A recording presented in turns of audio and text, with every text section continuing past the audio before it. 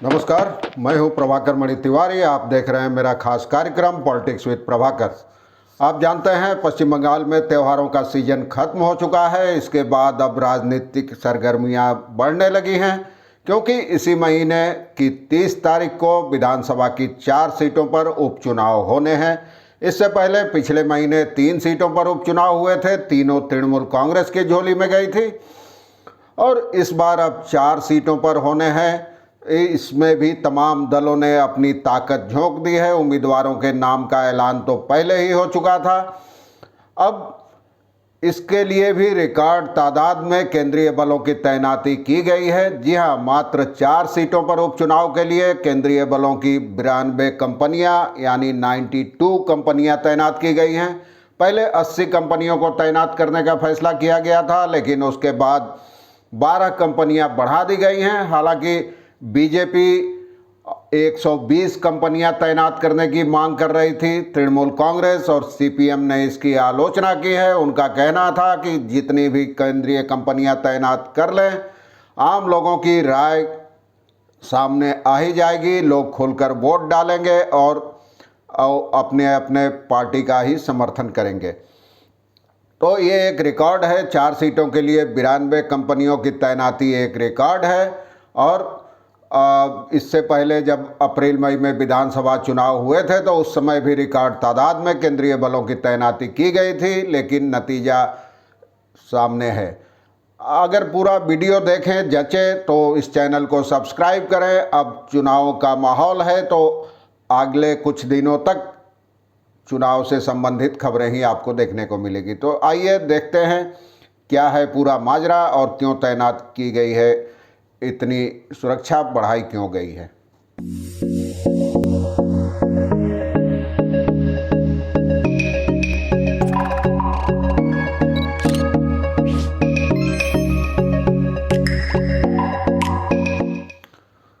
आपको एक बार फिर याद दिला दूं कि जिन 4 सीटों पर उपचुनाव होने हैं उनमें उत्तर 24 परगना का खड़दा, दक्षिण 24 परगना का गोसाबा, नदिया जिले का शांतिपुर और उत्तर बंगाल में कूच बिहार जिले का दीनहाटा इलाका शामिल है।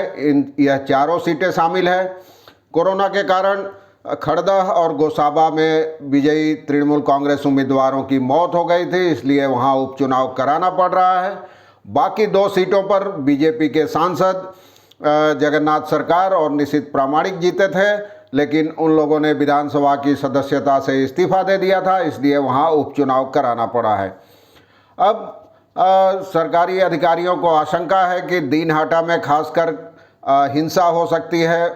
वहां पिछले बार जब चुनाव हुए थे तो तृणमूल कांग्रेस उम्मीदवार महज 57 वोटों के अंतर से हारा था और बीजेपी उम्मीदवार अशोक मंडल को वहाँ हाल में काफ़ी अभी जो बीजेपी उम्मीदवार हैं उपचुनाव के लिए उनके साथ धक्का मुक्की की गई, मारपीट की गई है 2 बार।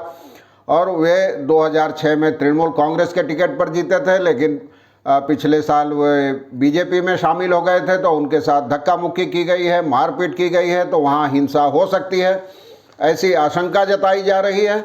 और आपको बता दूं, बीजेपी ने 120 कंपनियों की मांग की थी और इसके लिए कई बार पत्र भी लिखा था।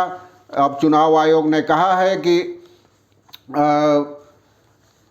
जिस इलाके में चुनाव है सिर्फ वहीं आचार संहिता लागू रहेगी, केवल उसी विधानसभा इलाके में। लेकिन अगर कोई जिला है तो अगर मान लें कि दक्षिण 24 परगना जिले के गोसाबा में विधानसभा चुनाव होना है तो पूरे इलाके में, पूरे ज़िले में आदर्श आचार संहिता लागू रहेगी।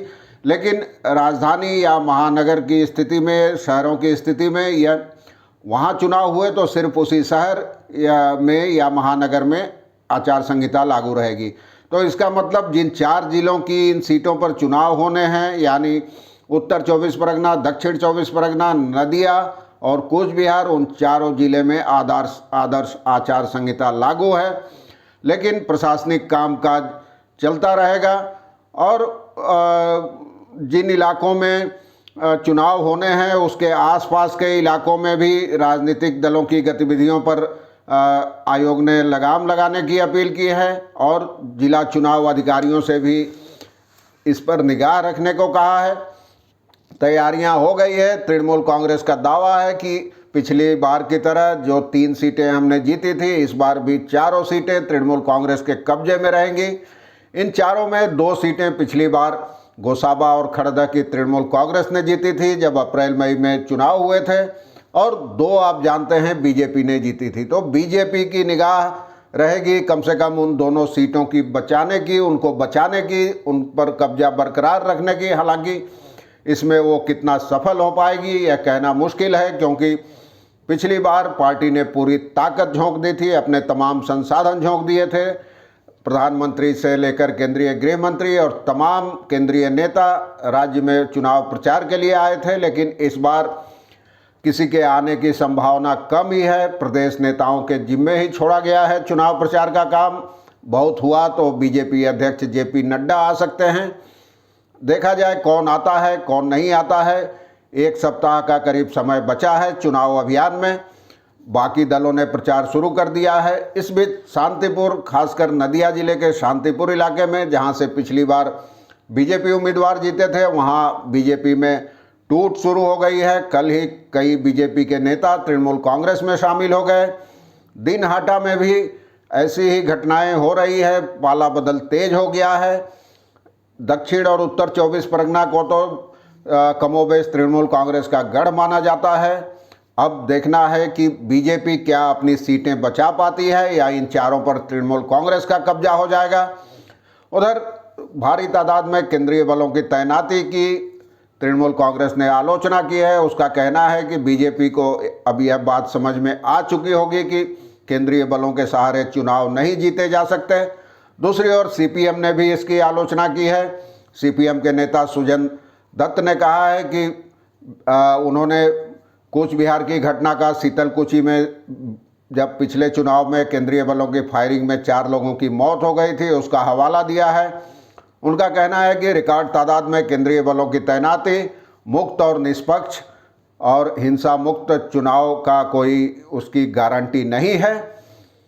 दोनों राज्य सरकारों और केंद्र सरकार में ये सदिच्छा होनी चाहिए मुक्त और निष्पक्ष चुनाव की, और चुनाव आयोग में सदिच्छा होनी चाहिए। तो अभी आरोप प्रत्यारोप का दौर भी धीरे धीरे तेज हो रहा है। कई कई उम्मीदवारों के साथ धक्का मुक्की और मारपीट की घटनाएं भी सामने आ रही है। कुल मिलाकर त्योहारी सीजन के बाद अब माहौल थोड़ा उत्तेजक हो रहा है। मैं नियमित रूप से आपको बताता रहूँगा, चुनावी अपडेट देता रहूँगा, चुनाव प्रचार से संबंधित अपडेट देता रहूँगा। आज के लिए बस इतना ही। धन्यवाद, नमस्कार।